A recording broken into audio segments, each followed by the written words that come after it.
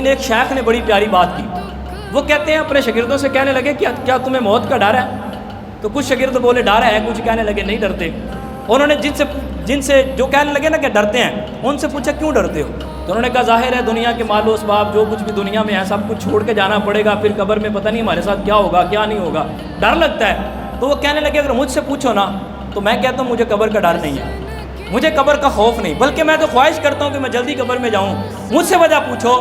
تو وہ کہنے لگے بتائیے استاد جی وجہ کیا ہے؟ تو کہنے لگے اس دنیا میں رہ کے میں تو ہر روز دعا کرتا ہوں کہ یا رسول اللہ اپنا دیدار کروائیں، اپنے میری ان گناہ گار آنکھوں کو اپنا چہرہ انور دکھائیں یا رسول اللہ، لیکن اب مجھے دیدار نہیں ہو رہا. لیکن میں نے یہ حدیثوں میں پڑھا ہے، میں نے یہ علماء سے سنا ہے، صحابہ کرام نے اس کو بیان کیا ہے کہ رسول اللہ صلی اللہ علیہ وسلم ہمیں بتا کر گئے ہیں کہ جب تم قبر میں جاؤ گے نا تو 2 سوال فرشتے جب کر چکیں گے نا تو تیسرے سوال کی باری میں خود قبر کے اندر تشریف لے کے آؤں گا، میں خود قبر میں آؤں گا، اپنا چہرہ انور دکھاؤں گا. تو کہتے ہیں میں تو حضور کو دیکھنا چاہتا ہوں، میری تو اور کوئی خواہش ہے ہی نہیں. جب ان کا چہرہ سامنے آ جائے گا یعنی قبر میں سرکار آئیں تو میں قدموں میں گروں، اور گر فرشتے بھی اٹھائیں تو میں ان سے یوں کہوں کہ اب تو پائے ناز سے میں اے فرشتوں کیوں اٹھوں، مر کے پہنچا ہوں یہاں اس دلربا کے واسطے کہ مجھے تو مرنا پڑا ہے، سب کچھ چھوڑ کے دنیا کا سارا کچھ مال و متاع، ماں باپ بہن بھائی سب کچھ چھوڑ چھاڑ کے قبر کے اندر آنا پڑا، مرنا پڑا، پھر تو میں نے ان کے چہرے کو دیکھا ہے.